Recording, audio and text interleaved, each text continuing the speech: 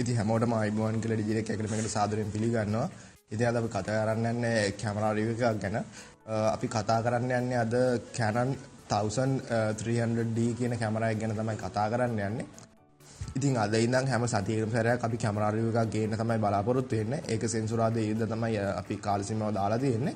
ඉතින් අද මේ සතියේ එක පොඩ්ඩක් පරක් වුණා. පොඩි කාල සීමාව ප්‍රශ්නයක් වුණේ හින්දා. ඉතින් අපි කතා කරනවා කැමරාස් ගැන. කියන්නේ Canon Nikon සහ හැම කැමරාවක් ඩිජිටල් කැමරා DSLR කැමරා හැම කැමරාවක් ගැනම කතා කරනවා ඉස්සරහට. සහ ඒවට අදාළ වෙන ඇක්සසරිස් lenses flashes tripod ඒ වගේ හැම දෙයක් ගැනම කතා කරනවා සහ equipment උත් කතා කරනවා. ඉතින් අපි බලමු මොකද්ද මේ 1300D කියන කැමරාව මොකක්ද කියලා. ඉතින් මේක ගොඩක් බිගිනර්ස්ලාට සහ එන්ට්‍රි ලෙවල් එකේ ඉන්න ෆොටෝග්‍රාෆර්ස්ලාට පාවිච්චි කරන්න පුළුවන් කැමරා එකක්. අපි නම් බලමු මොකද්ද මේ 1300D කියන කැමරා එක කියලා.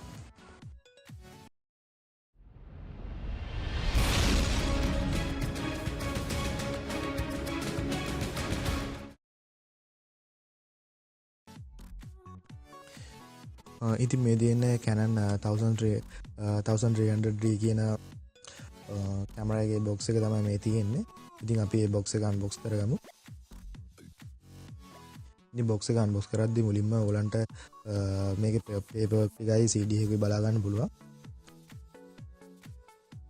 ඊට පස්සේ ඔයගලන්ට මේකේ මේන් පාර්ට් එක කැමරා එකේ 1300D කියන කැමරා එකේ බොඩි එක ඔයගලන්ට බලා ගන්න පුළුවන්.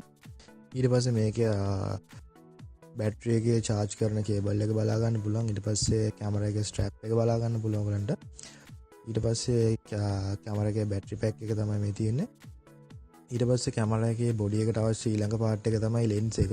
ඉතින් මේක මේ පැක් එක ඇවිල්ලා කිට් පැක් එකක්. ඉතින් මේක බොඩි එකත් එක්ක 18-55 ලෙන්ස් එකකුත් ඔයගලන්ට හම්බ වෙනවා.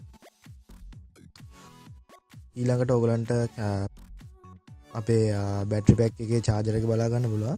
ඊළඟට ඔයගලන්ට USB කේබල් එක බලා ගන්න පුළුවන්. ඉතින් අපි බලමු එකින් එක. ඉතින් මේ තියෙන charging cable එක. ඉතින් මේක අපි මේ charger එකට ගහලා adapter එකට ගහලා තමයි charge කරන්න ඕනේ. මේක normal කොටු plug එකක් තමයි තියෙන්නේ. ඊළඟට අපි බලමු අපේ USB cable එක. ඉතින් USB cable එක සාමාන්‍ය කැමරාස් වලට පාවිච්චි කරන USB cable එකක් තියෙන්නේ. මේක 2.0 USB cable එකක්. ඊළඟට ඔයගලන්ට කැමරා එකේ ස්ට්‍රැප් එක බලා ගන්න පුළුවන්. normal Canon ස්ට්‍රැප් එකක් තියෙන Canon EOS. ඉතින් මේ තියෙන බැටරි පැක් එක. ඊළඟට ඔයගලන්ට බලා ගන්න පුළුවන් මේකේ charger එක.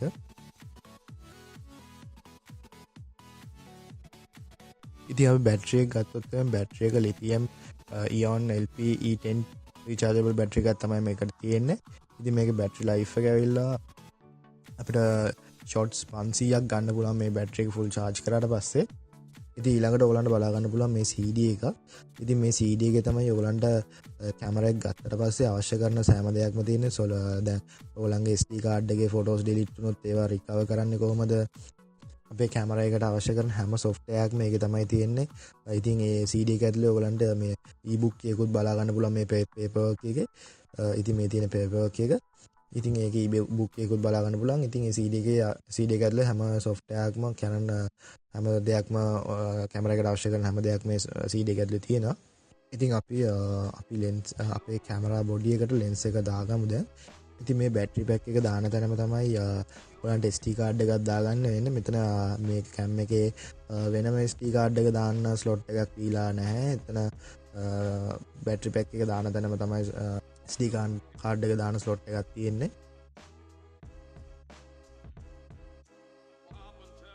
ඉතින් අපි මේ කැමරා එකේ modes ගත්තොත් එimhe ඔයගලන්ට පුළුවන් බලා ගන්න manual mode එක, aperture priority mode එක, shutter priority mode එක තියෙනවා.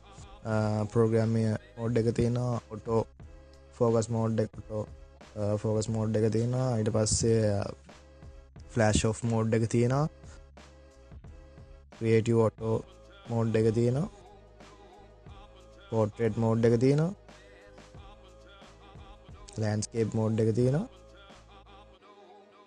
close up mode එක තියෙනවා. ස්පෝර්ට්ස් මෝඩ් එක තියෙනවා. ෆුඩ් මෝඩ් එක තියෙනවා. ඉතින් මේක අනිත් කැමරාස් වල දක්නට නොලැබෙන මෝඩ් එකක් තමයි මේක. ඉතින් මේක මම හිතන්නේ ගොඩක් ඔය කෑම ෆුඩ් ෆොටෝග්‍රැෆි කරන අයට හදපු මෝඩ් එකක් තමයි මම හිතන්නේ මේක.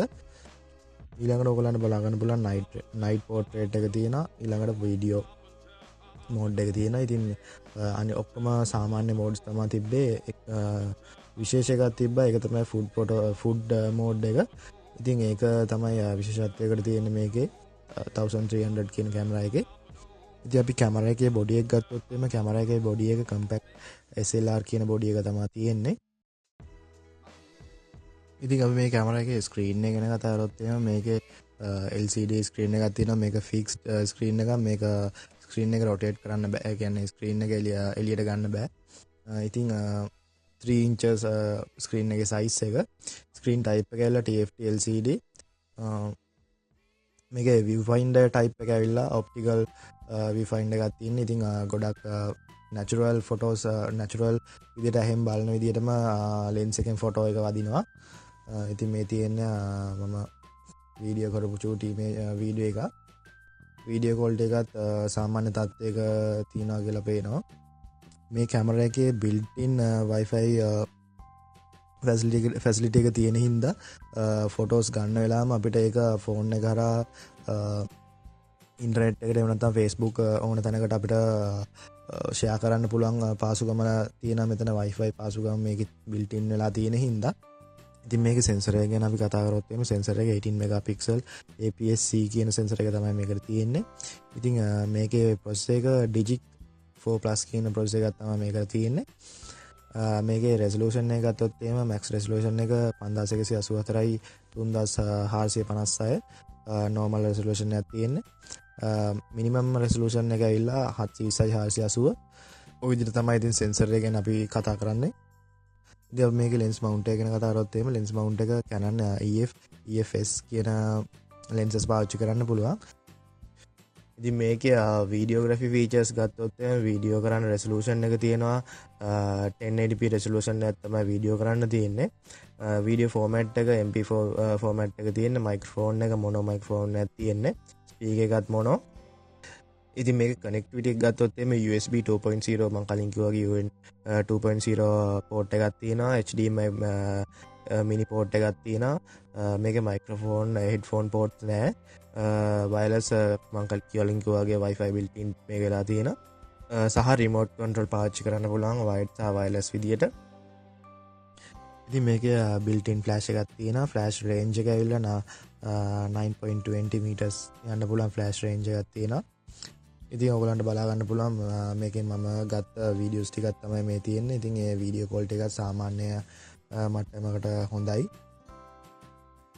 ඉතින් ඔයගලන්ට දැන් බලා ගන්න පුළුවන් මම මේ ගත්ත ෆොටෝස් ටිකක් තමයි දැන් බලා ගන්න පුළුවන්. ඉතින් ඒකේ ෆොටෝස් වල ක්වොලිටියත් ගොඩක් හොඳට තියෙනවා.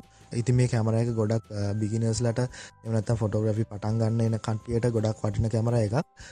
මොකද මම කලින් කිව්ව දේවල් ගොඩක් බිගිනර්ස්ලට වැදගත් වෙන දේවල් මේ කැමරා එක හදලා තියෙන්නේ ගොඩක්ම බිගිනර්ස්ලට. ඉතින් මේ කැමරා එක ඕගොල්ලෝ ඔන්ලයින් ගන්න ගියොත් Amazon එකෙන් වගේ ගන්න ගියොත් එimhe ඩොලර් 500 ගාණක් වෙනවා. ඒ කියන්නේ ලංකාවේ මුදලින් රුපියල් 85000 ගාණක් විතර වෙනවා.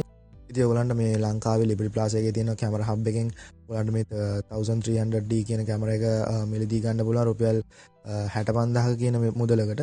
ඉතින් ඔයගොල්ලෝ මගේ වීඩියෝ එක බලලා මේක කැමරා එක මිලදී ගන්න යනවා නම් මගේ වීඩියෝ එක බැලුවා කියලා කැමරා එක ගන්න තැනට කියලා කිව්වොත් ඔයගලන්ට රුපියල් 3000ක වට්ටමක් ලබා ගන්න පුළුවන්. ඉතින් ඒ කියන්නේ රුපියල් 62000කට වගේ මේ කැමරා එක ඔයගලන්ට මිලදී ගන්න පුළුවන් ලෙන්ස් එකත් එක්ක බොඩි එකත් එක්ක.